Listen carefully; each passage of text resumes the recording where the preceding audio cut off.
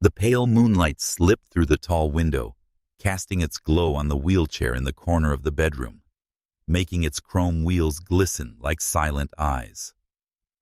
Lauren Jackson leaned against the wooden door, her breathing ragged heart pounding, as if it might burst from her chest.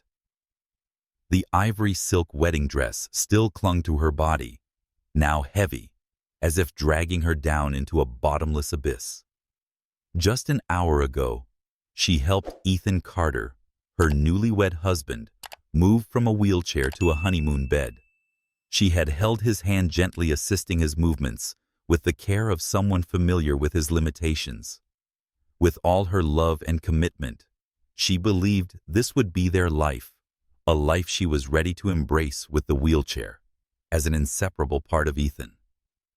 But now, the wheelchair sat empty, and Ethan, the man she had just vowed to love for the rest of her life, was standing by the window, tall and steady, his strong legs extended, arms raised, like someone who had never known physical limitations. He turned around, his blue eyes shimmering in the moonlight, and said, his voice soft, but carrying something that made her shiver, "Lauren.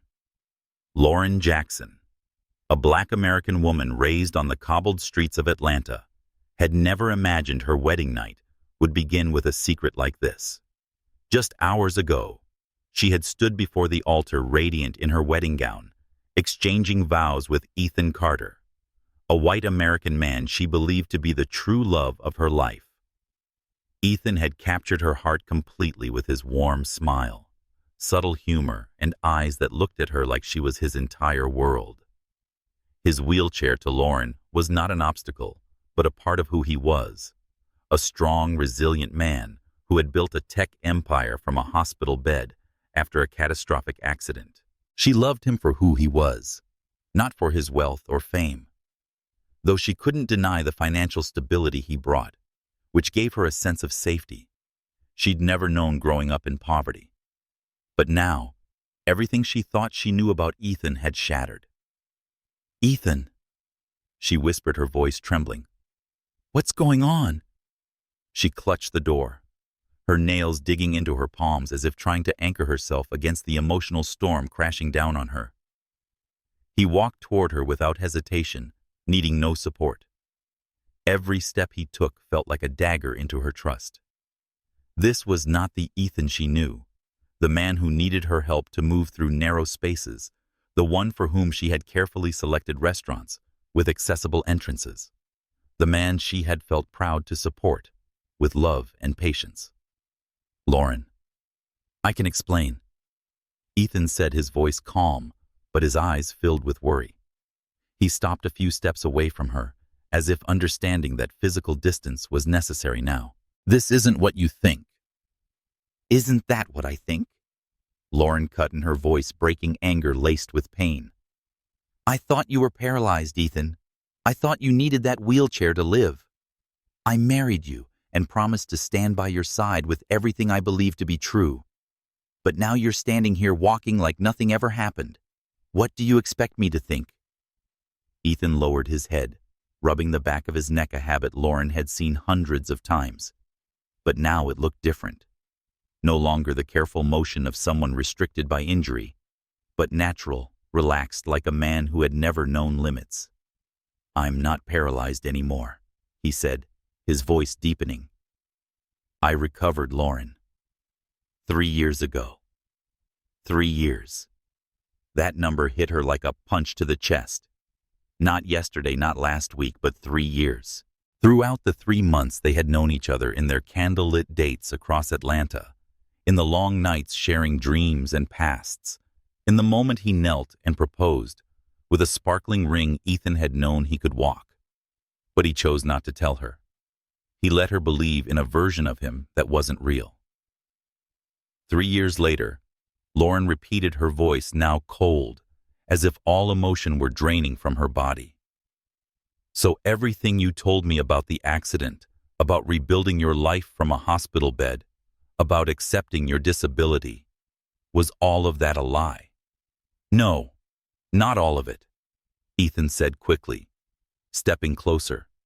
but Lauren raised her hand to stop him. The accident was real. I was paralyzed. Lauren, for 2 years, I lived with a wheelchair with the limitations you saw. But then, there was an experimental therapy, stem cell surgery, physical rehab. It helped me walk again. I didn't lie about my past. I just didn't tell the whole truth. Didn't tell the whole truth. Lauren let out a bitter laugh, tears streaming down her cheeks. That's what you call lying to me for 3 months. You looked me in the eyes, let me fall in love with you, married you, and never once thought I deserved to know the truth about the man I would spend my life with. Ethan said nothing, his eyes weighed down with guilt. I was scared, he finally said, his voice hoarse. I was afraid if you knew you'd think I was playing with you, or worse, that you'd leave. Afraid, Lauren repeated, her voice now sharp as a blade. You were afraid I'd leave, so you built our relationship on a lie. You didn't trust me enough to tell me the truth, but you trusted me to love a false version of you. It wasn't false. Ethan protested, his voice urgent. My love for you is real, Lauren. Every moment we shared, everything I said about my feelings was real. The wheelchair was part of me, a part I wasn't ready to let go. Lauren shook her head, the floor beneath her seeming to crumble. Not ready to let go, Ethan. You don't have to live with it. You can walk. You can stand here right now without any help. But you let me believe you needed me, that I had to support you. Do you know how foolish that makes me feel? Every time I checked for ramps and felt proud to stand by you, it was all just a performance. Ethan stepped forward, but Lauren backed away, her back hitting the door. Don't, she said, her voice trembling but firm. Don't come closer. I can't be here. She turned open the door and walked out of the room, the rustle of her wedding gown whispering like an accusation echoing into the darkness. She didn't know where she was going. She only needed space to breathe and process the storm ripping through her heart. Ethan Carter, the man she loved, the man she thought she knew better than anyone, was in truth a stranger. And in that moment, beneath the cold moonlight, Lauren wondered if their love was strong enough to survive a betrayal this deep.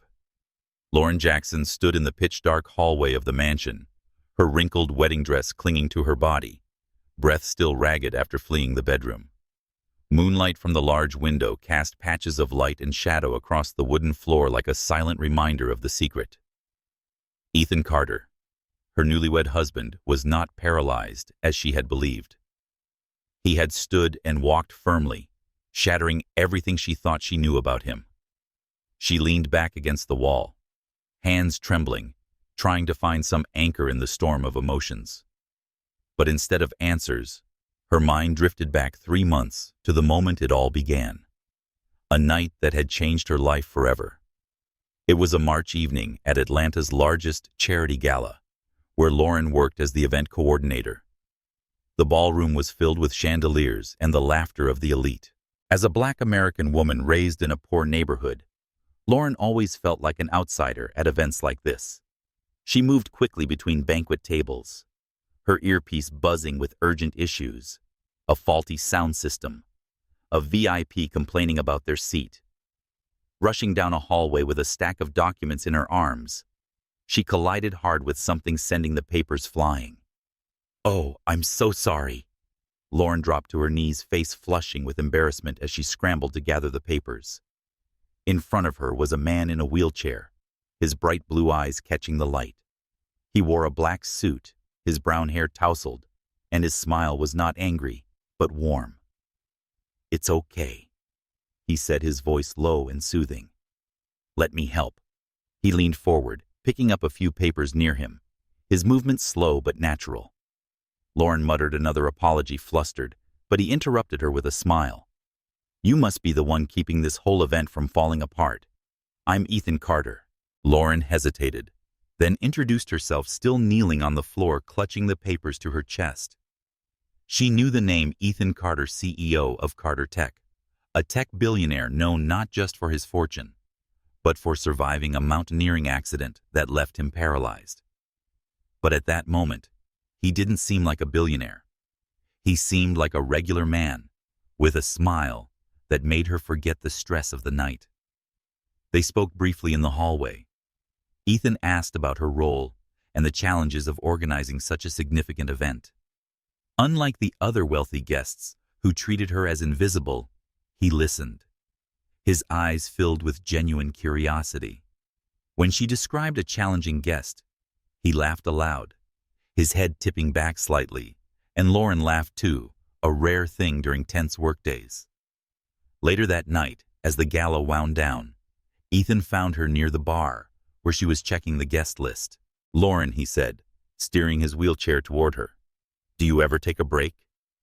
Outside of saving events like this?" She smiled slightly, caught off guard by his friendliness. "Rarely," she replied. "But I like to read or walk in the park when I do." "Which park?" Ethan asked, as if it truly mattered. She told him about the park near her grandmother's house, where she used to sit beneath old oak trees and think about her parents, who had died in a car crash when she was 12. Ethan nodded, his gaze softening. "I like quiet places too," he said. "There's a small park near my office. Sometimes I go there to listen to the wind." He paused, then added gently, "One day we could walk together, if you'd like." Lauren was surprised. Her heart beat faster. She wasn't sure if he was joking or serious, but his eyes showed no sign of jest. "You mean walk?" she asked, glancing down at the wheelchair, and instantly regretted it, worried she'd been insensitive. But Ethan only smiled. "Yes, I could roll alongside you. Not so bad, right?" His humor made her laugh, and before leaving, she agreed to give him her number. The next day, Ethan texted to invite her for coffee. From then on, they began seeing each other regularly. Simple coffee dates, long evening talks in his penthouse, with the city lights twinkling outside. Ethan told her about the accident 5 years ago, when he fell from a cliff during a climbing trip in Colorado, breaking his spine and losing the ability to walk. He spoke of the months in the hospital, of building Carter Tech from his hospital bed, of learning to accept his disability as a part of who he was. He said, "It doesn't define me, but it changed how I see the world." Lauren loved the way he spoke about life, not bitter, not boastful, just honest. She shared stories of her childhood with her grandmother, growing up with little but being surrounded by love and dreaming of becoming a top-tier event planner. Ethan listened, asked thoughtful questions, and made her feel seen and appreciated. When he held her hand beneath the golden lights of an Italian restaurant, she felt her heart skip a beat. "You're special, Lauren," he said, and she believed him. But that love was not blind. As a black woman in Ethan's world, Lauren was always aware of the distance between them, not just financially, but racially, of the curious stares when they appeared together at elegant events. Some of her friends, like Lisa, had hinted that she was drawn to his money. "That's not it," Lauren once retorted. "I love him because he's Ethan, not because he's rich." She loved his resilience, the way he made her feel like she was enough, even without an Ivy League degree or prestigious background. The moment Ethan proposed in his apartment with the city lights as a backdrop was the height of her joy. He wheeled toward her, opened the ring box, and asked, "Lauren, will you be my wife?" She cried, nodded, and embraced him, believing they could overcome any challenge, even the wheelchair. Standing in the cold hallway, Lauren felt all those memories like a cruel joke. Every word Ethan had said, touch and smile, now colored with doubt. He had known he could walk, but chose to let her believe in a version of him that wasn't real. She thought of all the times she had carefully checked for ramps and felt proud to support him. Now she felt foolish, like an unwitting actress in Ethan's play. She slid to the floor, her wedding gown fanning around her like a collapsing cloud. Tears fell, but she didn't wipe them away. She needed to feel this pain. She needed it to remind her that the man she loved was not the man she thought she was. Ethan Carter, with his blue eyes and warm smile, was a stranger, and in the darkness, Lauren wondered, how could she move forward when everything she trusted had fallen apart? Lauren Jackson stood in the dim hallway of the mansion, the moonlight from the large window spilling onto the wooden floor, casting streaks of light like cracks in her heart. The ivory silk wedding dress still clung to her body, but now it felt like a burden dragging her deeper into sorrow. Just minutes earlier, she had faced a horrifying truth. Ethan Carter, her newlywed husband, was not paralyzed as she had believed. He had stood up and walked firmly, shattering all her trust in him. She slid down to the floor, tears streaming, as memories of their first meeting, the warm smile, the sincere blue eyes, now seemed soaked in betrayal. She wanted to run, but her legs felt nailed in place, and Ethan's voice echoed from the bedroom, urgent and guilty. "Lauren, please let me explain." Lauren lifted her head hastily, wiping her tears, but her voice was cold. "Explain what, Ethan? That you lied to me for 3 months. That you let me fall in love with someone who never existed." She stood up, the rustle of her wedding gown, sharp as an accusation, and walked back into the bedroom to face him. Ethan stood near the window, moonlight illuminating his face, highlighting the tension in his blue eyes. He was no longer the man who needed a wheelchair, but a stranger, tall, steady, and that reality cut Lauren to the core. "Lauren, I never meant to hurt you," Ethan said, his voice trembling slightly. He stepped forward, but she raised her hand, eyes sharp. "Don't come closer," she said, her voice firm. "I don't want an apology. I like the truth." "Why, Ethan? Why did you do this?" Ethan took a deep breath, rubbing the back of his neck, a familiar habit now, oddly effortless, no longer the careful gesture of someone physically limited. "All right," he said, his voice lowering. "I'll tell you everything, but please sit down." Lauren crossed her arms, unmoving. "I'll stand," she replied, her gaze defiant. Ethan nodded, accepting that he had no right to ask anything of her now. "The accident was real," he began, his tone even as if struggling to contain emotion. "5 years ago, I fell off a cliff in Colorado while climbing. My spine fractured in 3 places, spinal cord damage. The doctors said I'd never walk again.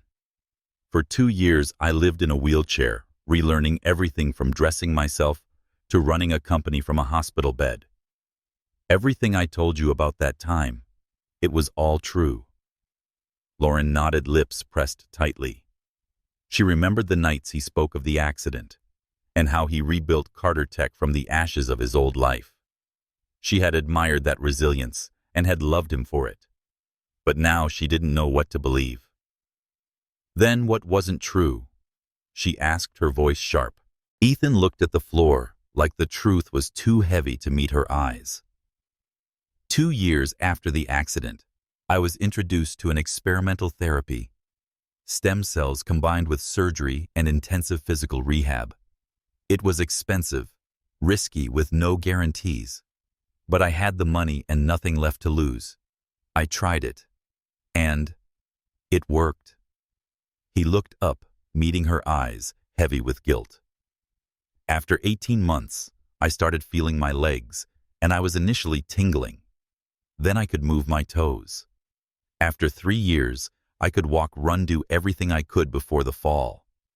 Lauren felt her heart tighten. 3 years.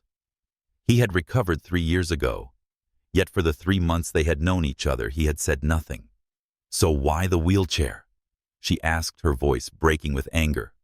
"Why let me believe you were paralyzed? Why let me marry you with that massive lie between us?" Ethan stepped toward the empty wheelchair, touching its armrest like it was still a part of him. "When I recovered, Everything changed. He said, his voice rough. Before the accident, I was just another businessman, respected, challenged, treated like any other. But after the injury, people saw me differently. Some pitied me, sure, but many respected me more. They saw a man who overcame tragedy, a symbol for the disabled community that helped me find purpose again. I joined support groups and made friends like Maya, people who didn't see me as a billionaire, just as Ethan. He paused, gaze distant. But when I could walk again, people expected me to be a miracle. It's a human headline. They wanted me to speak on magazine covers about medical breakthroughs, as if my life only had value if I inspired others. I hated that. I didn't want to be a symbol. I wanted to be me, the man who learned to live with a disability, who found strength in it. Lauren shook her head, trying to understand, but the anger still burned. So you decided to pretend to be paralyzed. That was your way of being yourself. It wasn't pretending, Ethan said urgently. I still use the wheelchair. Sometimes. When I want to remember who I was. When I want to connect with people who understand me without judgment. I don't use it all the time. But when I met you, it was one of those days. One day, I needed the wheelchair, not for my body, but for my soul. Lauren felt tears rising again, but she bit her lip, refusing to break. Then why didn't you tell me? We were together for 3 months, Ethan. We got engaged. We got married. You had hundreds of chances to tell me the truth. Why didn't you trust me enough to share it? Ethan looked at her, pain clouding his eyes. Because I was afraid, he admitted, his voice cracking. I feared that if you knew I could walk, you'd think I was playing with you. Or worse, that you'd think I didn't need you. I was terrified you'd leave Lauren. You're the best thing that's ever happened to me. You didn't see a billionaire or a disabled man. You just saw Ethan. I didn't want to lose that. His confession felt like a blade, painful, confusing. Lauren felt her heart constrict. You were afraid I'd leave, so you built our love on a lie, she asked, her voice trembling with hurt. You thought that was better than trusting me. You think I loved you because of the wheelchair, because you needed help. Don't you know I loved you for who you are? Ethan didn't answer right away, and his silence said everything.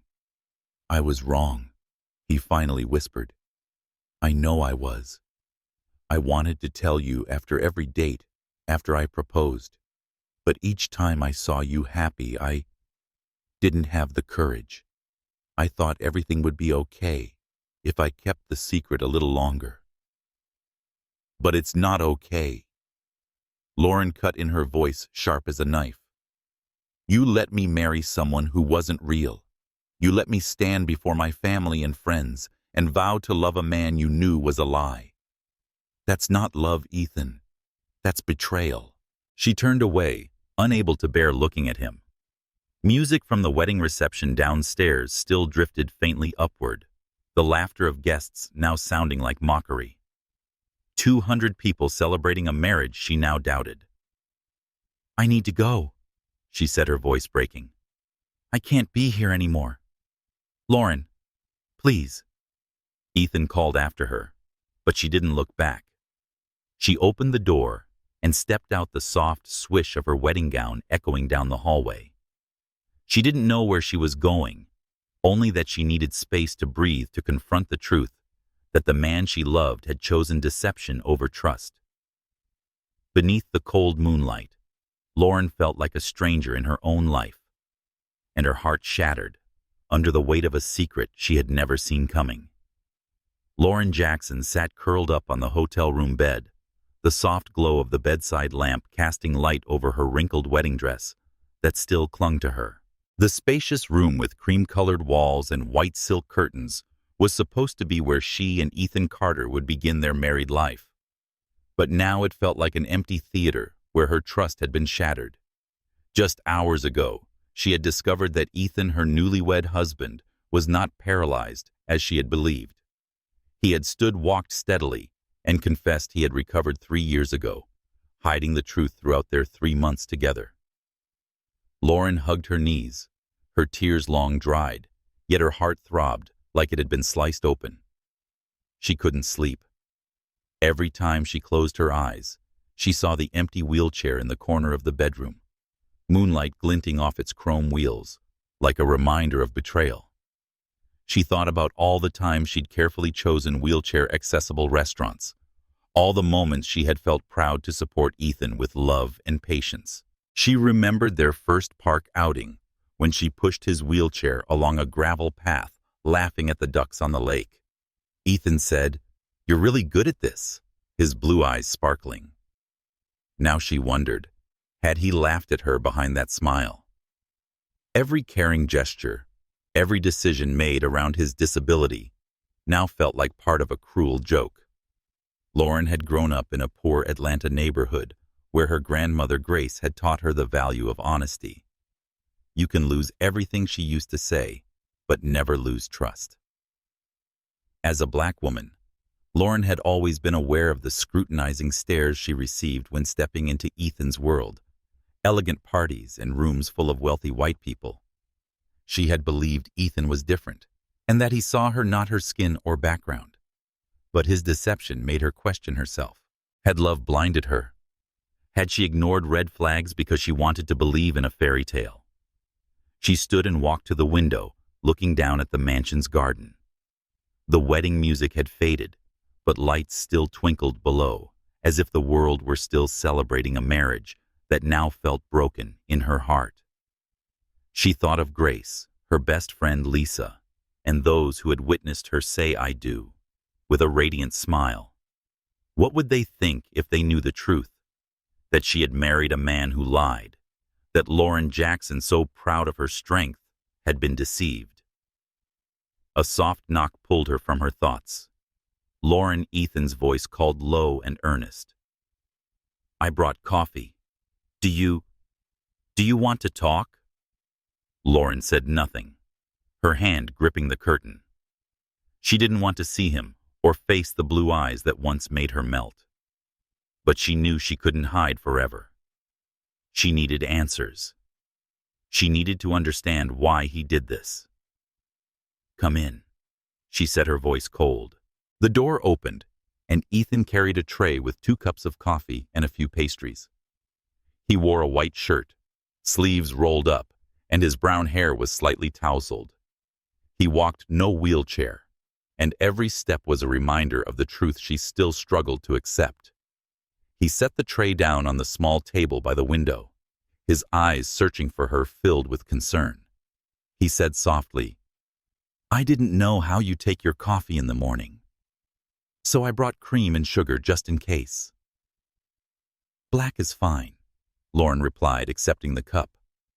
The warmth seeped into her hands, but couldn't melt the chill inside her.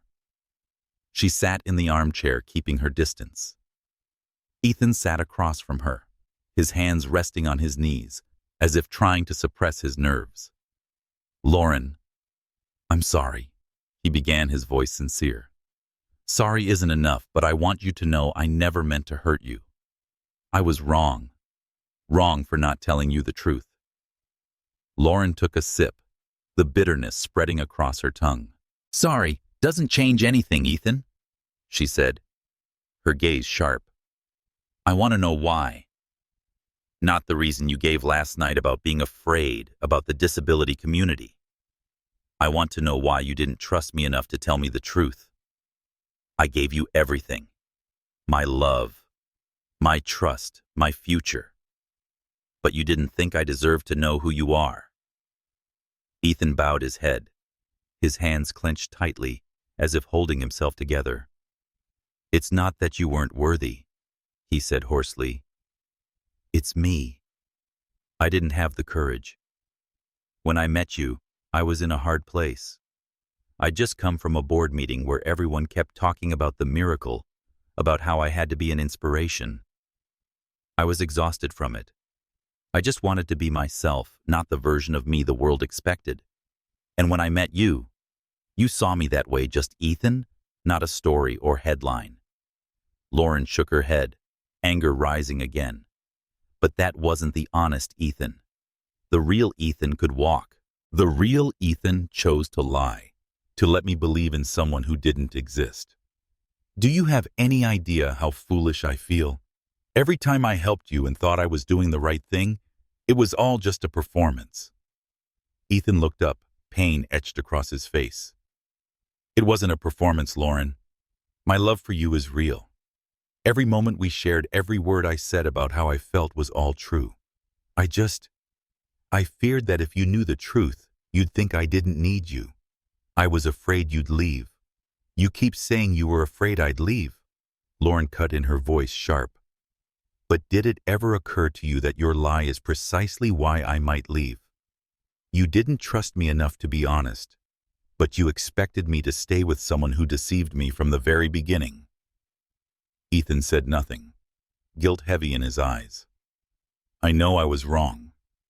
He finally said, his voice faint. I wanted to tell you so many times.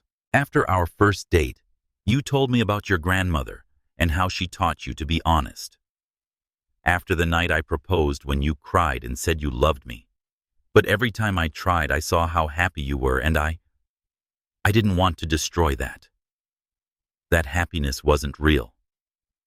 Ethan, Lauren said, her tears falling again. It was built on a lie. You stole my right to know the truth, to love the real you. Do you have any idea how much that hurts?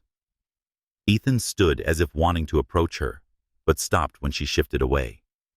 I do, he said, voice choked. And I'll do anything to make this right. I promise to be honest from now on, Lauren. No more secrets. No more lies. I'm begging you, give me a chance. Lauren looked at him, the man she loved, the man she once thought was her whole world. But now she only saw a stranger offering a promise she wasn't sure she could believe. I don't know, Ethan, she said wearily. I need time. I need space to understand this. I can't be here. I can't pretend like everything is normal. Ethan nodded, his eyes full of sorrow, but understanding. I understand, he said. Whatever you need, I'll do it. If you want to leave, I won't stop you. But I want you to know, I love you, Lauren. That's the one thing that was never a lie. Lauren stood, setting the coffee cup down on the table. I'll sleep in this room tonight, she said firmly. Tomorrow, I don't know. But right now, I need to be alone.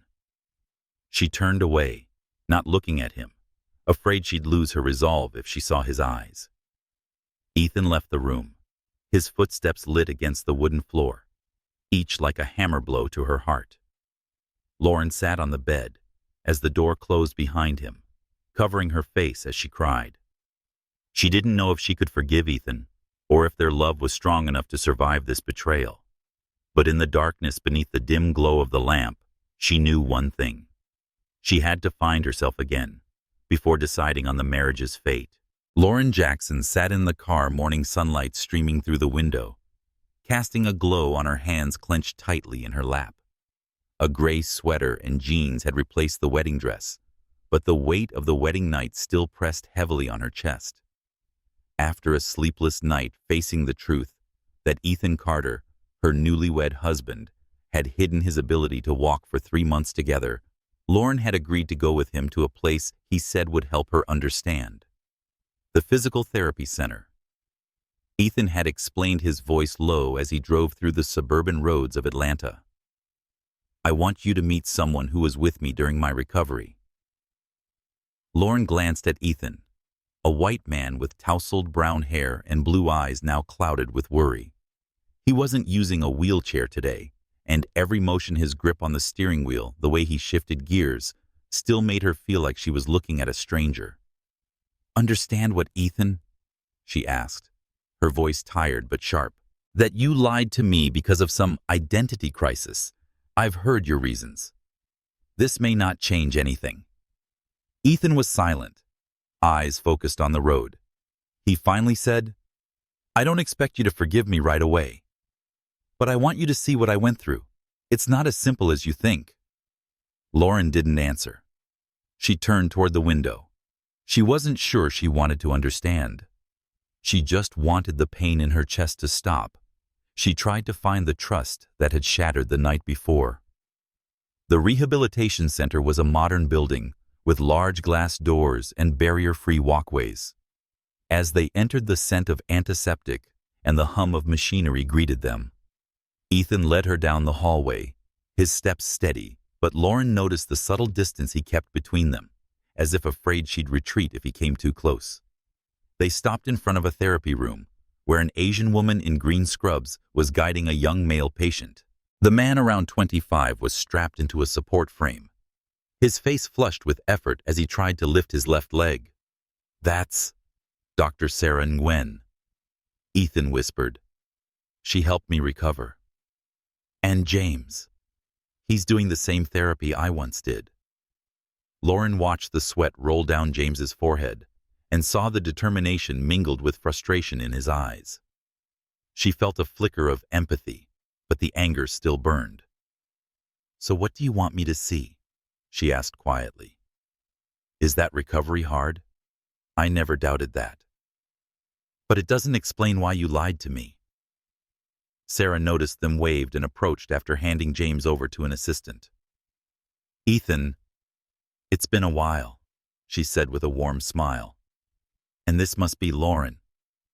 She shook Lauren's hand, her expression kind but sharp, as if she understood this visit wasn't just a courtesy call. "Congratulations on the wedding." "Thank you," Lauren replied stiffly. It felt strange to be called Ethan's wife when their marriage already felt like it was crumbling. Ethan looked at Sarah and nodded. "Sarah, I want Lauren to understand my recovery and why I sometimes still use the wheelchair." Sarah nodded and led them to a quiet corner of the gym. Recovering from spinal cord trauma isn't just about the body, she began, her voice steady but persuasive. It's a psychological battle. Ethan was a rare case. Stem cell therapy helped him regain nearly full function after 3 years. But while the body can heal, the mind doesn't always follow. Many patients like Ethan build their identity around their disability. They connect with the disabled community and find strength there. When they recover, they can feel like they're abandoning that community or losing a part of themselves. Lauren listened, but Sarah's words didn't soothe her anger. "So using a wheelchair when you don't need one, is that normal?" she asked, a note of sarcasm in her voice. Sarah looked at her without judgment. "Not normal, but not unheard of. Some do it to stay connected, to feel they still belong. But when it involves hiding the truth from loved ones, that becomes a problem." Ethan bowed his head, fists clenched. "I know I was wrong," he said quietly. "I don't want Lauren to think I'm making excuses. I just wanted her to see how complicated it was." Lauren said nothing, her eyes drifting back to James, now resting in a wheelchair, his face exhausted, but not defeated. Suddenly, a voice rang out from behind them. "Ethan Carter, you showed up here?" Lauren turned and saw a woman in her 30s, dark-skinned, steering a motorized wheelchair toward them. She wore a black t-shirt that read, "Disability is not a tragedy." Her eyes held surprise and hurt. "Maya," Ethan said, his voice a mix of happiness and anxiety. "It's been a long time." Maya stopped, glancing between Ethan and Lauren. "So, this is the new bride?" she asked, her tone cooler. "Congratulations, Ethan. I heard you got married, and I am still using the wheelchair." She glanced at his legs, her gaze sharp. "Or, have you decided to leave us completely behind?" The air grew heavy. Ethan took a deep breath. "Maya." "I can explain," he said, but Maya cut him off. "Explain what?" "That you recovered 3 years ago and didn't tell anyone in the support group, that you disappeared, letting us believe you were still one of us." Her voice trembled, not with anger but with pain. Do you know how proud we were of you? We thought you were someone who embraced his disability, not someone pretending. Lauren stood frozen, realizing Ethan's deception had hurt more than just her. You didn't tell your friends, she asked, her voice sharp. Ethan looked at her, guilt thick in his eyes. No, not all of them. I was afraid they'd think I was abandoning them. Maya gave a bitter laugh. Abandoning Ethan, you made us feel like disability was something to be ashamed of. You could walk, but you chose to pretend so you could feel more authentic, while we have no choice but to live it every day. She turned to Lauren, her tone softening. I don't know what you've been through, but I'm sorry for him. No one deserves to be lied to like that. Lauren felt her chest tighten. Maya's words touched the same pain she carried, but also opened a new perspective. Ethan hadn't only betrayed her. He had betrayed people who considered him family. Thank you, she said softly. I'm trying to understand. Maya nodded, then turned her wheelchair away without looking at Ethan again. Sarah placed a hand gently on Ethan's shoulder, her eyes filled with compassion and disappointment. Ethan, you need to face the consequences of what you've done, she said before returning to James. As they left the center, Lauren's mind spun. She walked to the car with Ethan trailing silently behind. Once inside, she turned to him, her voice calm but sharp. I'm starting to understand why you kept the secret, she said. But that doesn't make it hurt less. You didn't just hurt me. You hurt Maya and everyone who trusted you. Do you think I can trust you after this? Ethan gripped the steering wheel, his eyes heavy. I don't expect you to trust me right now, he said. But I promise to be honest from now on. I want to make things right with you, Maya, and everyone. Can you give me a chance? Lauren looked out the window, sunlight brushing her face, though her heart still felt cold. I don't know, she said, her voice weary. I need time, Ethan, and I need to see action, not just words. She turned away, not wanting to see his eyes, afraid she might soften at their sincerity. But deep down she knew the journey would be long, painful, and far from certain if forgiveness were possible. Lauren Jackson sat in the armchair of Dr. Emma Torres's office, the soft glow from a desk lamp illuminating her face and highlighting the exhaustion in her eyes after days of grappling with the truth. Across from her sat Ethan Carter, her newlywed husband, with tousled brown hair and worried blue eyes fixed on her. Just a few days ago, at the physical therapy center, Lauren had seen a glimpse of Ethan's recovery journey through Dr. Sarah's explanations and the pain in Maya's voice, a former friend from the disability community. Though she had begun to understand why Ethan hid his ability to walk, the pain from his betrayal still simmered inside her.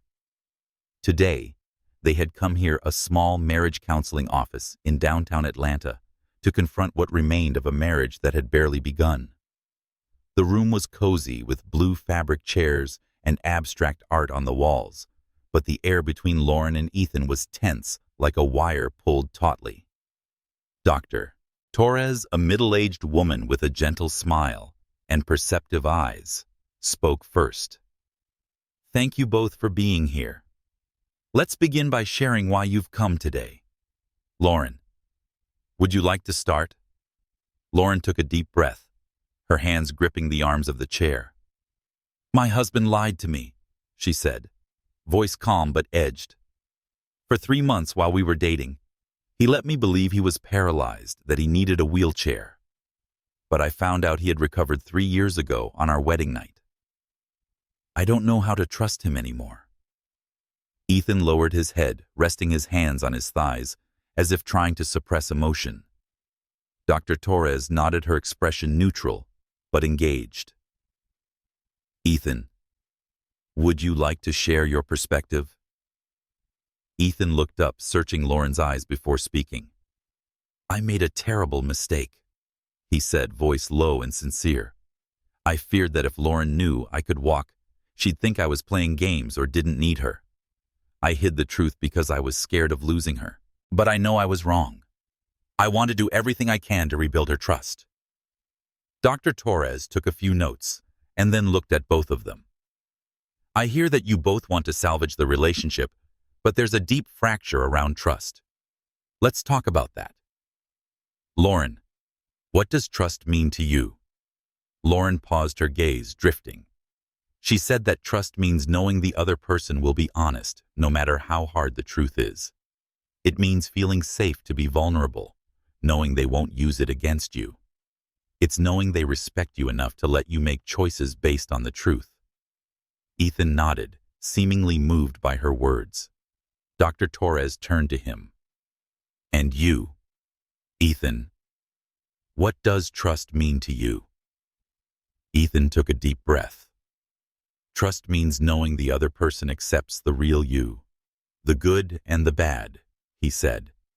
It means sharing fears and insecurities without worrying they'll see you as weak or leave you. Dr. Torres smiled faintly. Interesting. Both of you mentioned honesty, but from different angles. Lauren, you want Ethan to be honest with you. Ethan, you want to feel safe and honest. What stopped you from doing that? Ethan fell silent, his eyes heavy. I didn't trust myself. He admitted, his voice hoarse. I never felt good enough for Lauren. She's smart, strong, honest, everything I admire. I was afraid that if she knew I could walk, she'd think I didn't need her, that I was just some rich guy not worth her time. Lauren stared at him, her heart tightening. As a black woman who'd grown up in poverty, she was used to feeling like she wasn't enough. The stares at Ethan's parties, the whispers about how lucky she was to have him. But hearing that he too felt unworthy surprised her. Ethan, you think I loved you because you needed my help? She asked, her voice a mix of anger and hurt. I loved you because you made me feel seen, valued, and you destroyed that. Dr. Torres interjected gently. Ethan, what you just said points to some deep-rooted insecurities. Where do you think those come from? Ethan shrugged slightly, as if hesitant to reveal too much. Maybe after the accident, he said. When I was paralyzed, I didn't feel like a man anymore. When I recovered, I felt pressured to become a symbol. But maybe it started even earlier. I grew up in a family that demanded perfection. I always felt like I had to earn my worth. Lauren felt a flicker of empathy, but anger still clouded it. So why didn't you tell me, she asked. If you were that insecure, why didn't you say so instead of lying? Ethan looked at her, eyes full of guilt. Because I was afraid you'd see me as weak, he said. And I feared that if you knew the truth, you'd think everything between us was fake. Dr. Torres turned to Lauren.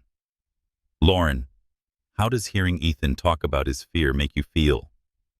Lauren drew a slow breath. She said, I understand that he was scared, her voice slightly trembling. But I'm scared too. I'm afraid I was naive to stay. I'm terrified my friends and family will think I'm foolish for believing in him after everything. And I'm scared I'm not strong enough to get through this. Ethan looked at her, his eyes filled with pain. Lauren, you're not foolish, he said, voice pleading. You're the strongest person I know. I'll do anything to prove I'm worthy of your trust.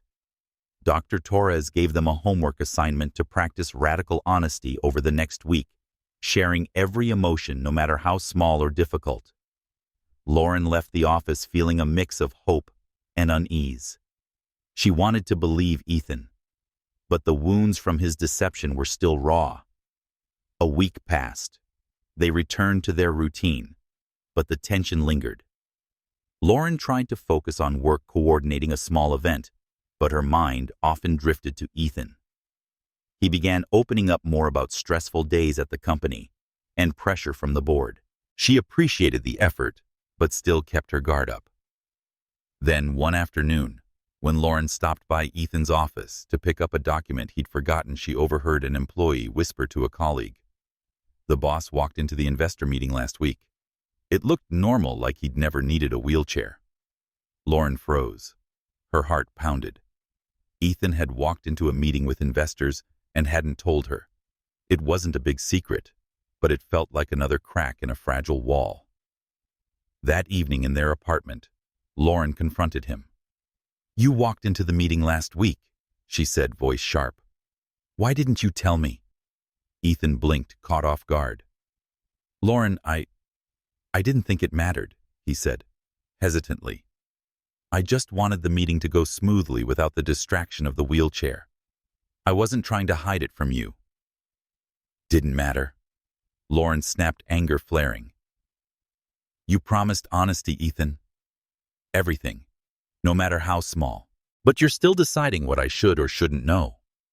That's precisely what you did for 3 months. Ethan stood and stepped toward her, but stopped when she pulled back.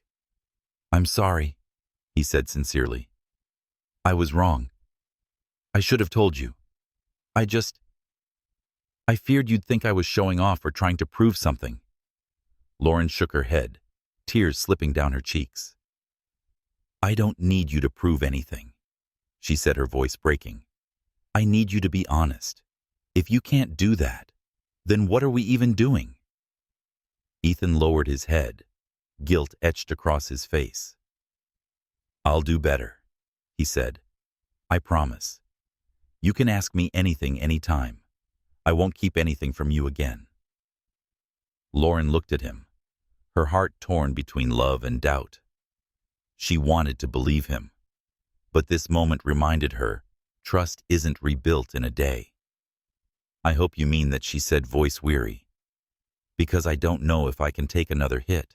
She turned away, leaving Ethan in silence, both of them knowing the road ahead would be anything but easy. Lauren Jackson sat beside Ethan Carter in the SUV, the late afternoon sun streaming through the window, casting light on her hands clenched tightly in her lap. A week had passed since their first marriage counseling session, where they had confronted their most profound insecurities.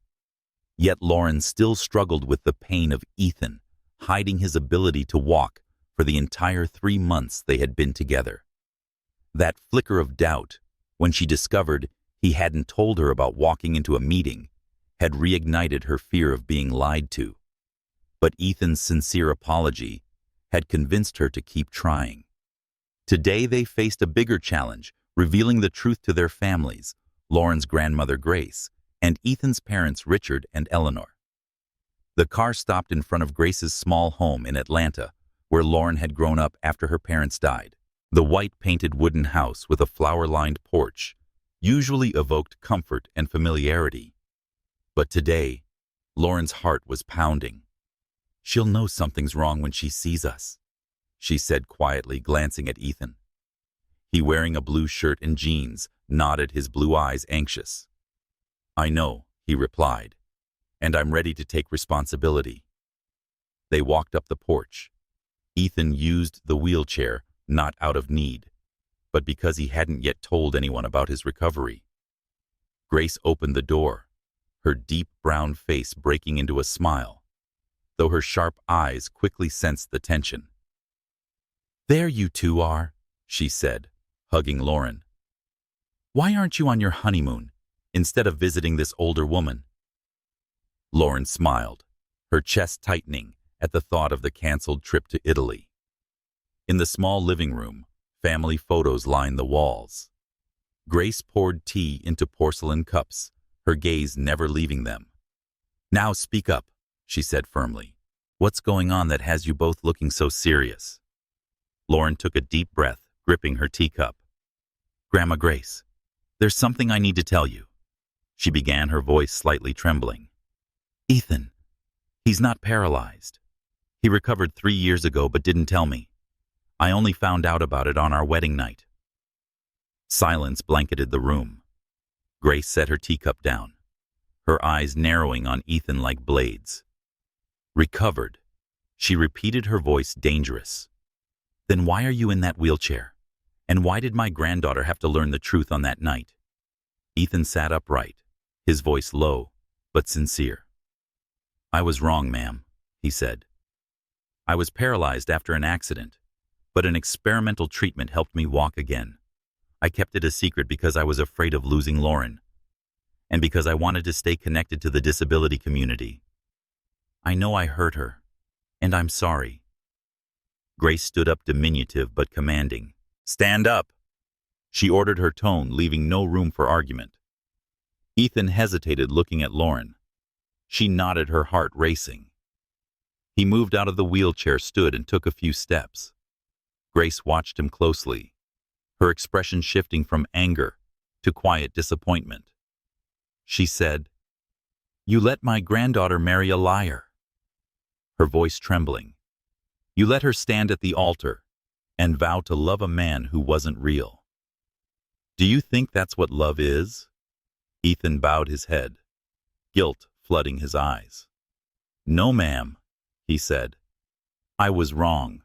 I love Lauren, and I'll do anything to make things right." Grace turned to Lauren. "Are you all right, my dear?" Lauren shook her head, tears slipping down her cheeks. "I'm angry, Grandma," she said, "but I want to try. I love him, even though he hurt me." Grace nodded, her expression softening. "Marriage is hard work," she said, "but you must be strong enough to walk away if he doesn't keep his word. Do you hear me?" The next day, they visited Ethan's parents' estate in the suburbs, a grand property with iron gates and manicured gardens. In a simple green dress, Lauren felt out of place here, a familiar sensation from the elegant parties she'd attended with Ethan.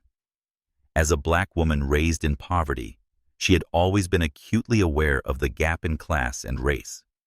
Richard, Ethan's father, helped him out of the SUV and into the wheelchair, his movements practiced, but his eyes were uneasy.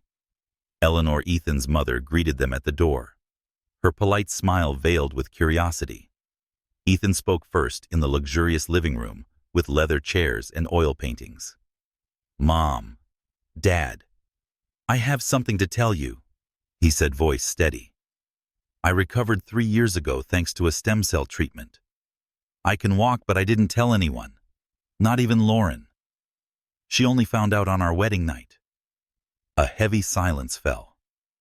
Eleanor covered her mouth, eyes welling with tears. Richard shot to his feet, his face red with anger. "Recovered," he roared. "You lied to us for 3 years. You let us believe you were still paralyzed while you were walking around." Ethan rose from the wheelchair and took a few steps toward them, guilt carved into every feature. "I'm sorry," he said. "I feared everyone would see me as a miracle instead of who I am. But I was wrong to hide it from you and Lauren." Eleanor broke into tears, wrapping her arms around Ethan. "My son," she whispered. "How could you do this to us?" Richard shook his head, anger still simmering. "You hurt Lauren's son. She deserved better." Lauren remained silent, her heart heavy. She saw the pain in Ethan's parents, the same pain she had seen in Grace, and realized his lie had spread further than she had imagined. "I'm trying to forgive him," she said softly but firmly. "But I need him to be honest from now on." Richard looked at her, his gaze softening. "You're a strong woman, Lauren," he said. "If you choose to stay, we'll support you. But Ethan, you have to prove you deserve her." As they drove away, Lauren felt a mix of relief and unease. The families now knew the truth, but the wounds were still fresh. In the car, she turned to Ethan. "Do you see now?" she said. "It's not just me. Everyone who loves you was hurt because you hid the truth." Ethan gripped the steering wheel, his gaze heavy. "I know," he said, "and I won't let it happen again. I promise, Lauren." She nodded, but the doubt lingered. Promises were easy to make. It was an action she needed to see. Lauren Jackson sat in the living room of Ethan Carter's apartment, the dim ceiling light casting a glow on her face, accentuating the exhaustion in her eyes. 2 weeks had passed since they faced their families, Grandma Grace and Ethan's parents, about the secret of his recovery. Despite the marriage counseling and Ethan's promise of honesty, bringing a sliver of hope, the wound still hadn't healed. Today they faced a new challenge, revealing the truth to the world. Ethan, tousled brown hair and anxious blue eyes, stood near the window, phone in hand. "The company just sent out the press release," he said quietly, "about my recovery. It'll be online in a few minutes." Lauren nodded, her heart pounding. She knew this was necessary. They couldn't keep hiding forever. But she feared the public reaction, feared the judgmental stares. Within hours, Lauren's phone buzzed non-stop. The news spread fast. Carter Tech billionaire secretly recovered. 3 years ago. Another headline read, "Newlywed wife shocked to learn husband can walk." Lauren scrolled through social media, her chest tightening at the comments. She stayed for the money. How could she not see it? As a Black woman raised in poverty, Lauren was no stranger to scrutiny about her background. But these comments struck at her most profound insecurity. Had she been naive to believe Ethan? Did she belong in his world? That afternoon, a reporter slipped past the estate gate and knocked on their door, shouting, "Mrs. Carter, how does it feel to be deceived?" Lauren shut the curtains, tears slipping down her cheeks. She felt stripped bare in front of the world. Ethan came over, placing a hand gently on her shoulder. "We need to get out of here," he said firmly. "Just for a few days, until it settles. What do you think about the cabin? The one we used to go to when we were dating?" Lauren remembered the small cabin by the lake, where they once laughed and shared dreams. Back then, she thought Ethan needed a wheelchair and loved his resilience. Now she wasn't sure if that feeling could return. But she nodded, drained from the pressure. "Okay," she whispered. The next morning they drove for 3 hours along winding roads, avoiding paparazzi lenses. The cabin came into view, modest wooden with a porch overlooking the lake, stirring memories of happier days.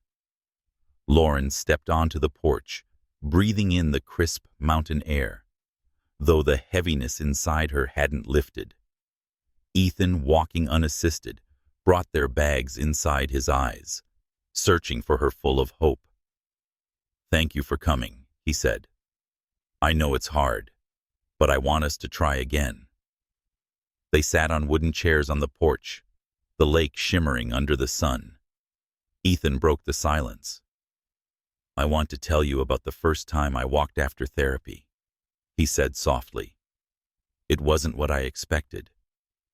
I came here alone and walked around the lake. I cried not just from joy, but from fear.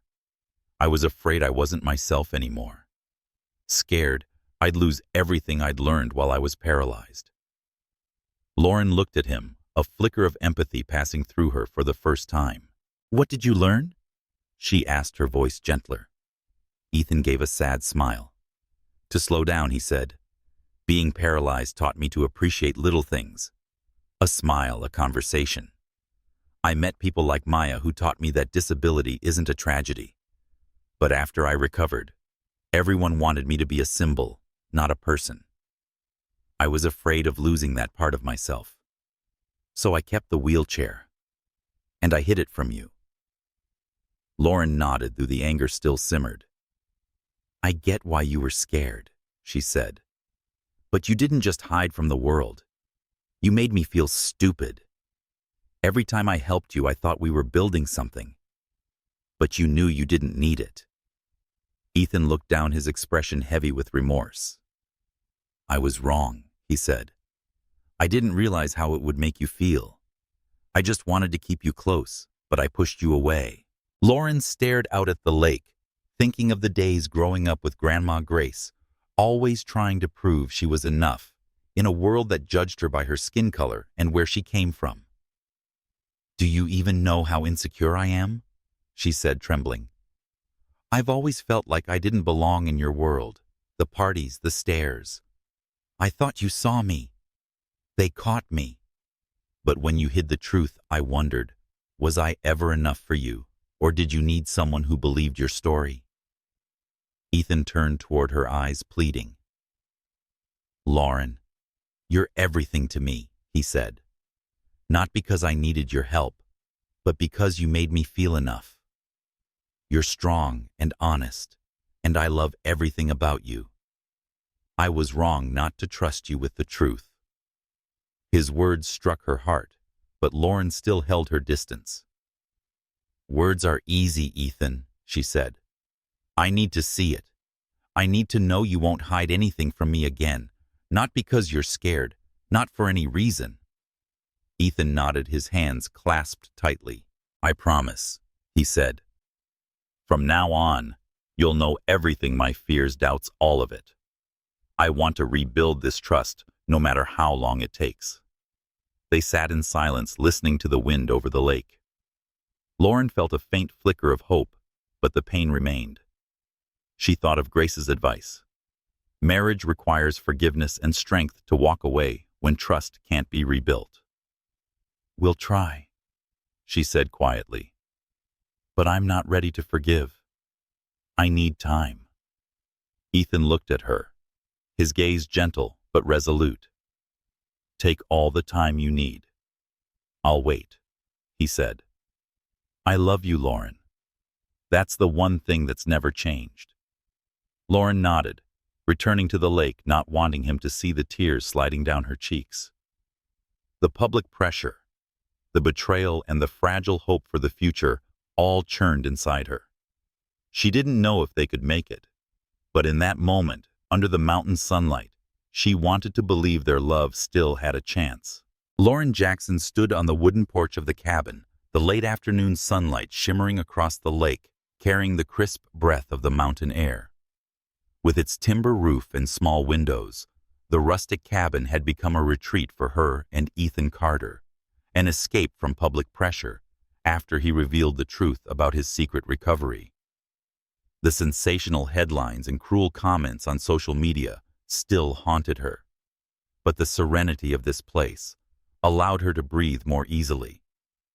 Still, the wound from Ethan hiding his ability to walk for the 3 months they had been together lingered deep in her chest. Yesterday, he had opened up about the first time he walked again after treatment. The joy mixed with a fear of losing his identity. And for the first time, she began to grasp the complexity of his struggle. But today, she needed to face herself. With his tousled brown hair and gentle blue eyes, Ethan brought out 2 cups of coffee onto the porch, placing one in her hand. He no longer used the wheelchair, and each steady step he took made Lauren feel like she was looking at a stranger. Are you okay? He asked softly, eyes searching for connection. Lauren took a sip, the bitterness spreading across her tongue. I don't know, she said, voice low. I'm trying to understand you, Ethan, but I'm also trying to understand myself. I'm not sure who I am in all of this anymore. She turned toward the lake, avoiding his gaze, afraid that the sincerity in his eyes might weaken her resolve. Ethan sat on the wooden chair beside her, keeping a respectful distance. Do you want to talk about it? He asked gently. I know I hurt you, but I want to understand your feelings. Lauren took a deep breath, fingers tightening around the coffee cup. As a Black woman raised in poverty in Atlanta, she had always carried a sense of not being enough, not smart enough, not elegant enough, not worthy of belonging in Ethan's world. The upscale events she'd attended by his side, the subtle glances from the elite, constantly reminded her of the divide, racial, economic, and social. She had once believed that Ethan's love could help her overcome that insecurity, but his deception had resurrected it more forcefully than ever. Ethan, she began, her voice trembling slightly, when you hid the truth, you didn't just make me lose your trust. You made me doubt myself. I've always been afraid I wasn't enough for you, your money, your name, your world. I thought you loved me because I'm Lauren, not because of what anyone else sees. But when I found out you could walk, I asked myself, If you didn't need the wheelchair, didn't need my help, what did you need me for? Ethan looked at her pain etched in his eyes. Lauren, he said urgently, don't you see? I didn't need you because I was paralyzed or because I needed help. I needed you because you made me feel like I was enough. You're smart, strong, honest, everything I admire. I love you because you're you, nothing else. Lauren shook her head, tears streaming down her face. But you didn't trust me enough to tell the truth, she said. You thought I'd leave if I found out you could walk. That made me feel like I wasn't good enough, that I was just another part of a story you were crafting. Ethan lowered his gaze. His hands clenched around the cup. I was wrong, he confessed, voice hoarse. I let fear control me. I was afraid you'd see me as not worth it. Not because I was disabled, but because I was just another rich guy with too many insecurities. I was wrong not to tell you. But you are enough, Lauren. You've always been enough. His words struck her heart, but Lauren still struggled to believe. She thought of Grandma Grace, who taught her that her worth didn't depend on others' opinions. Yet growing up in a world that constantly judged her for her skin color and background, she had learned to doubt herself. I've always tried to prove I'm worthy, she said quietly. At work, at your events, and even in our relationship. When you hid the truth, it felt like all that effort was meaningless, like I had loved someone who didn't truly see me. Ethan set his cup down and turned toward her, eyes unwavering. I see you, he said. I see the girl who grew up with her grandmother, who works tirelessly to create perfect events, the woman who makes me laugh on my worst days. I see you, Lauren, and I love every part of you. I was wrong to make you question that. Lauren looked at him, her heart torn between hurt and hope. She wanted to believe him, but the fear of being hurt again made her hesitate. How do I know for sure, she asked, voice unsteady. How do I know you won't hide something again? That I'm enough for you to be honest with? Ethan took a deep breath, his gaze never leaving hers. You can't know for sure right now, he said honestly. But I promise I'll prove it through actions. I'll share everything. My fears, doubts, joy. I want you to see who I am, even the parts that aren't perfect. They sat silently listening to the gentle sound of water lapping against the lake's edge. Lauren thought of their early dates, when Ethan listened intently, as she spoke of dreams when she felt loved for who she was. She remembered the night he proposed, the way his eyes lit up as if she were the only person in the world. Though his deception had cast a shadow over those memories, she could still feel the love, imperfect but real. I want to try, she said, voice soft but resolute. Not because I've forgiven you yet, but because I want to believe we can rebuild. But Ethan, I need you to be honest, not just with me, but with yourself. If you're insecure, say it. If you're scared, share it. Please don't make me guess. Ethan nodded, his eyes gentle but full of conviction. I promise, he said. From now on, you'll know everything. I don't want to lose you, Lauren. Not out of fear, but because I love you. Lauren turned back toward the lake, not wanting him to see the tears falling. She felt the smallest step toward healing, though the journey ahead would be long. She thought of Grace, her advice that love takes work, and of herself, a woman still learning to love who she was regardless of the world's judgments. We'll go step by step, she said quietly. But I need you to walk with me, not ahead, not behind. Ethan smiled for the first time since their wedding night. It held a trace of hope. I'll walk with you, he said. However, if you need me, I'll be there. They sat together as the sunlight faded the sky awash in brilliant amber. Lauren felt a small part of herself return, the part that believed she was worthy, not just of Ethan's love, but of her own life. She didn't know if they would make it, but she believed in the possibility at that moment, even if only a little. Daten de treasure. Lauren Jackson stood in a small community hall in Atlanta, the ceiling lights illuminating a crowd of around 50 people, many of whom were in wheelchairs or using canes. A month had passed since the cabin retreat, where she and Ethan Carter confronted their most profound insecurities. Ethan's honesty about his fear of losing his identity and his affirming words that she was enough helped Lauren open her heart again. But rebuilding trust was still a journey.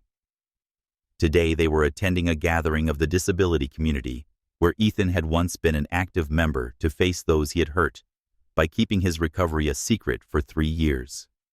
Ethan, with tousled brown hair and determined blue eyes, stood beside Lauren, not using a wheelchair. He wore a simple blue shirt, but his gripping hand showed tension. "Thank you for being here," he whispered, voice low. "I know this isn't easy." Lauren nodded, her heart racing. As a Black woman raised in poverty, she understood the weight of judgment.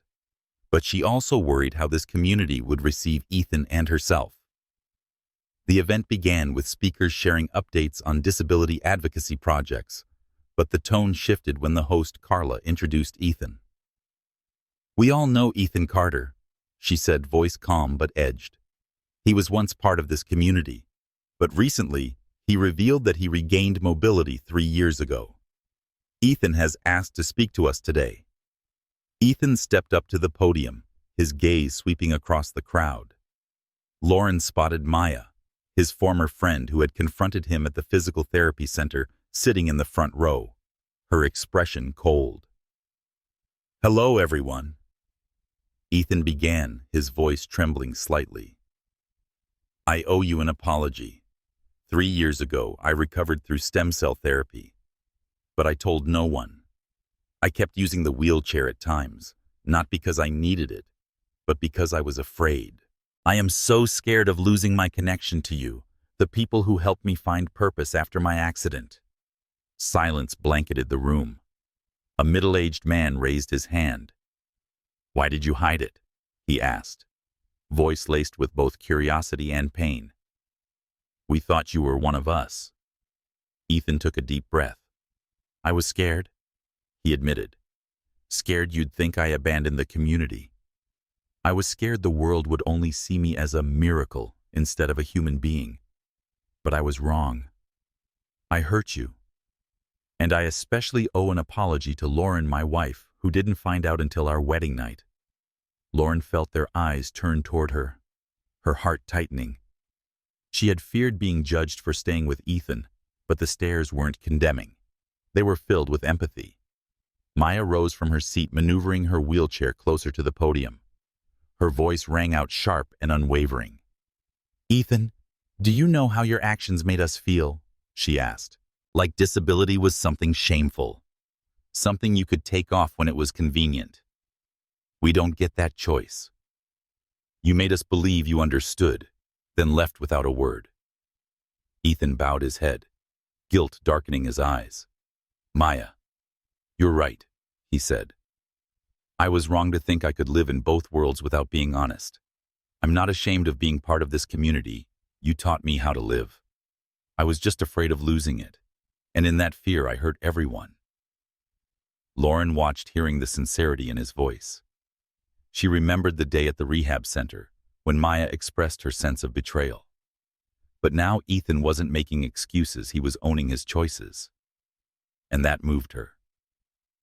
Carla opened the floor, and a young woman named Jenna spoke. "I'm not mad at Ethan. Recovery is complicated, but I wish he had told us. We deserve to know." Others nodded. Ethan listened, his eyes steady and open. "I understand," he said, "and I want to make it right.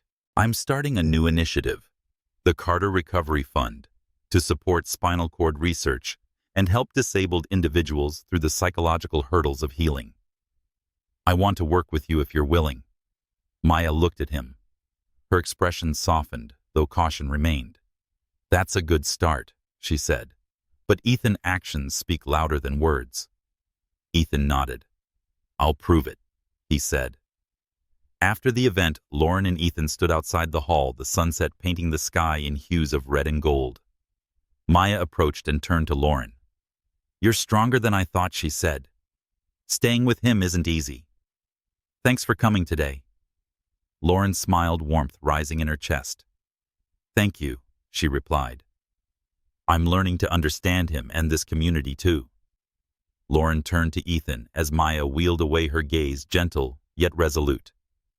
Ethan, she said softly, I forgive you. He froze, hope lighting up his face. Really?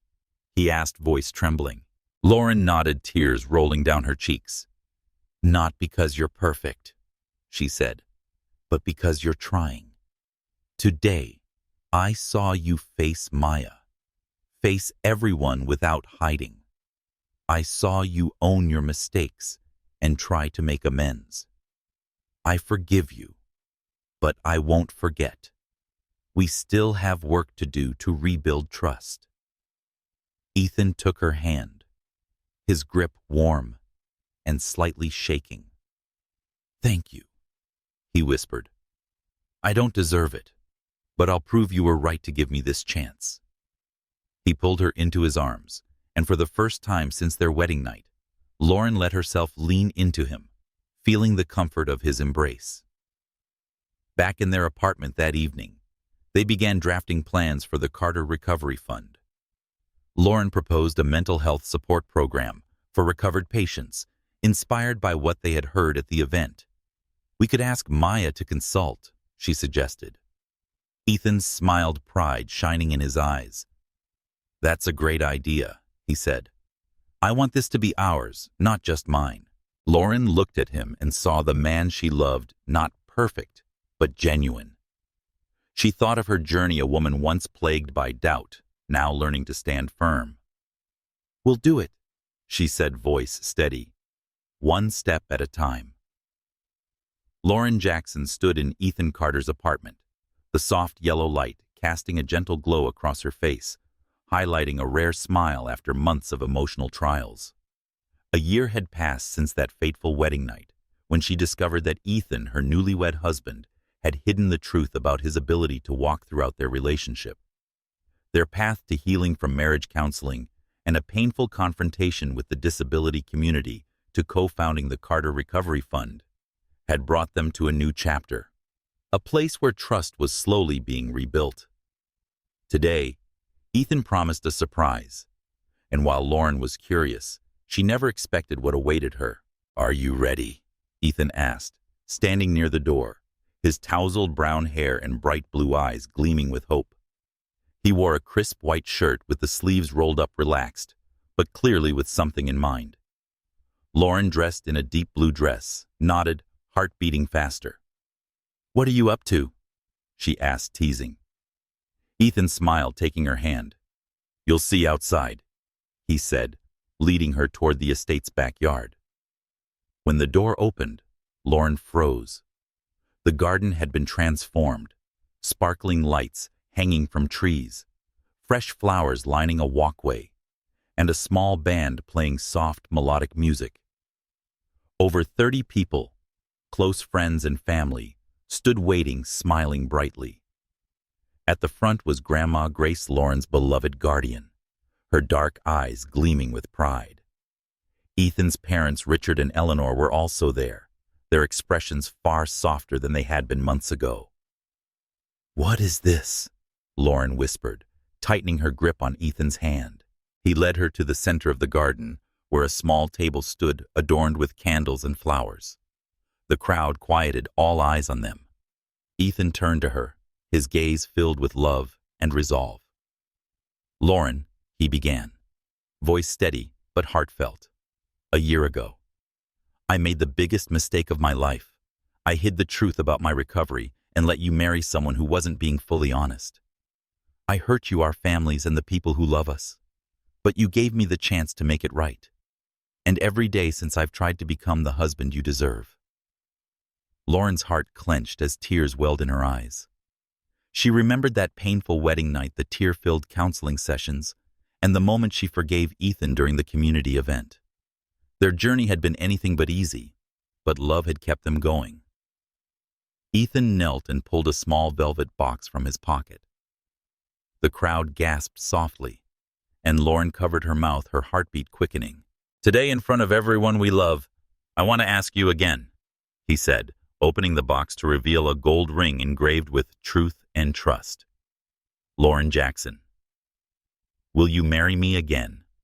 No secrets, no lies. Just me. The real me. Promising to love and be honest with you for the rest of our lives. Lauren looked down at him. The white man she had once believed was her entire world, who shattered her trust, and who now knelt before her, offering himself honestly. As a black woman raised in poverty, she had once doubted her worth, questioned whether she truly belonged in Ethan's world. But through this journey she had learned that she was enough, not just for him, but for herself. She glanced at Grandma Grace, who nodded with quiet encouragement. She saw her best friend Lisa beaming with pride. Yes, Lauren said, voice trembling. Yes, I will marry you again. Cheers and applause erupted as Ethan slipped the ring onto her finger, his hand slightly trembling. He stood, pulled her into his arms, and kissed her beneath the glowing lights. I love you, he whispered. And for the first time in a year, Lauren felt whole. The celebration began: live music, laughter, and warm embraces. Grandma Grace hugged Lauren tightly, whispering, You're stronger than I ever imagined, sweetheart. He's lucky to have you. Lauren smiled through tears. Thank you, Grandma. I learned from the best. Richard and Eleanor approached Eleanor gently, holding Lauren's hand.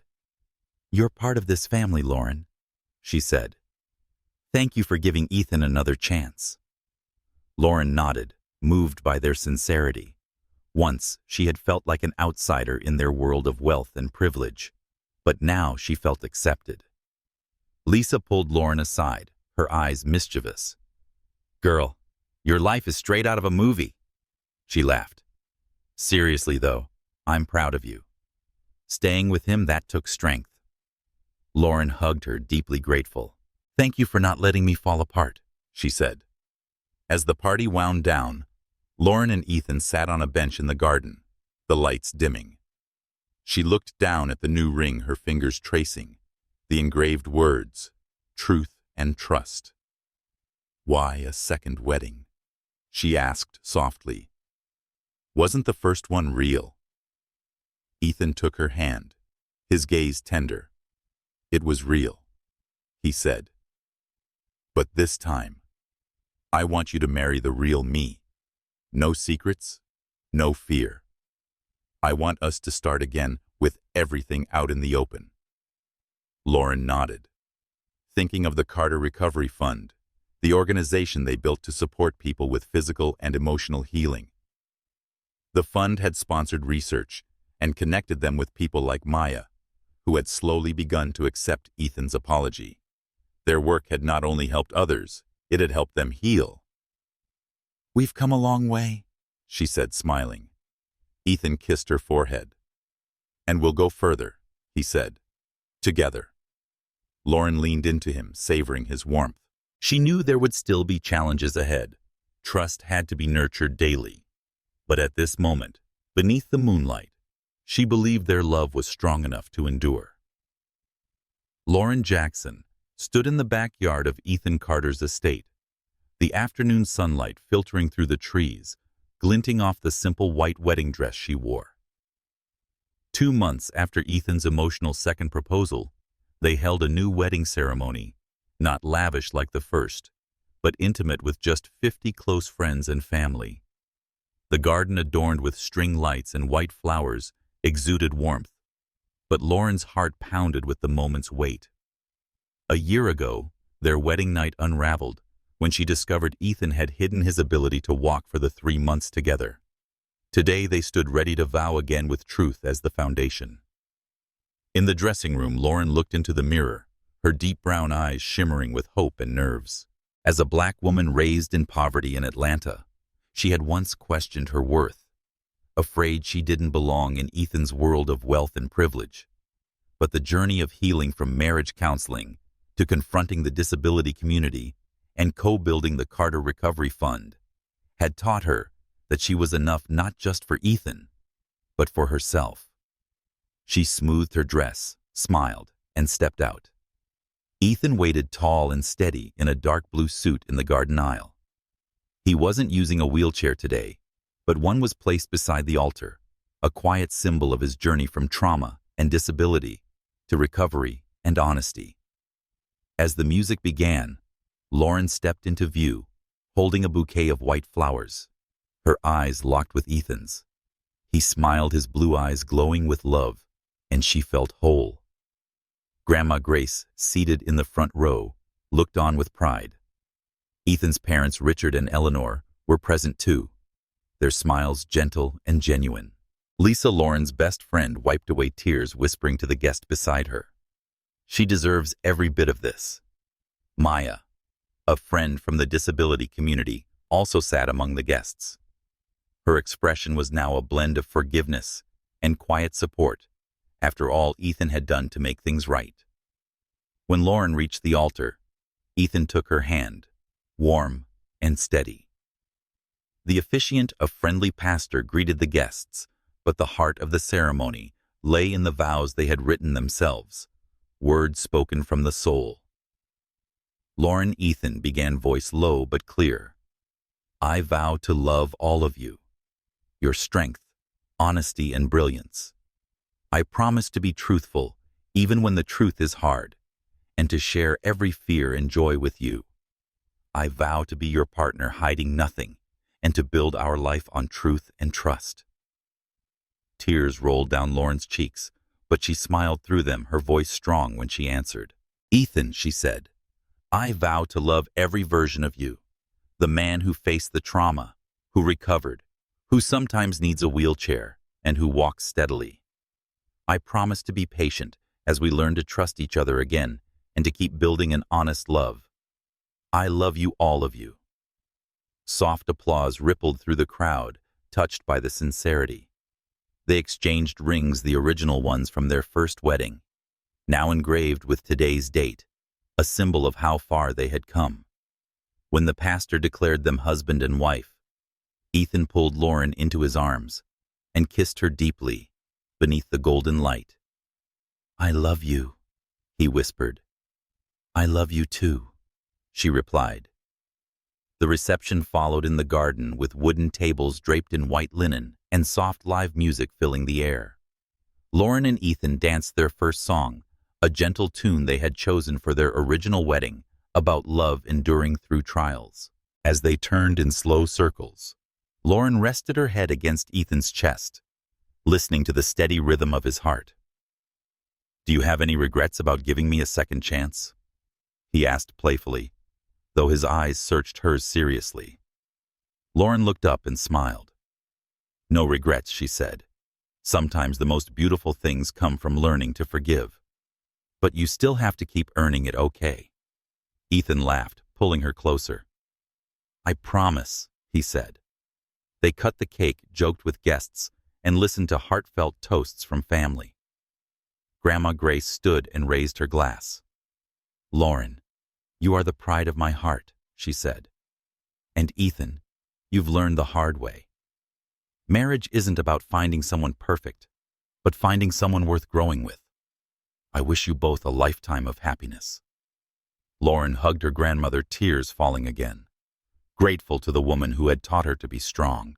Maya approached, handing them a small gift, a journal filled with stories from the disability community, meant to inspire the Carter Recovery Fund. "I haven't completely forgiven you," Maya said, smiling gently. "But I can see you're trying, Ethan. And Lauren, you're extraordinary." Lauren embraced her, moved by the gesture and its meaning. The Carter Recovery Fund, their joint initiative, had become the center of their shared life. Over the past year, it has funded spinal cord research and psychological support programs for hundreds of patients, helping them overcome identity crises during recovery. The work supported others and solidified Lauren and Ethan's bond, giving them a shared purpose. Lauren, who had once doubted whether she belonged at Ethan's side, now stood proud as part of something greater. As the evening wound down, they sat together on a bench in the garden. Moonlight shimmered across their faces, echoing the painful wedding night a year ago. We did it, Lauren said softly. A year ago, I never thought we'd get here. Ethan squeezed her hand, his gaze tender. Neither did I, he said. But you gave me a second chance, and I'll never stop being grateful. What do you think the future holds? Lauren looked up at the sky, reflecting on her journey from a poor girl in Atlanta to a woman who stood tall against judgment and loved a flawed but honest man. We'll keep learning, she said. How to trust, how to love, how to be real. And I want to keep growing the fund to help people like Maya and James. Ethan kissed her hand, the ring sparkling beneath the moon. Together, he said. Always. Lauren smiled and leaned into him, feeling a rare peace. She knew marriage wouldn't be easy. Trust would need to be nurtured daily.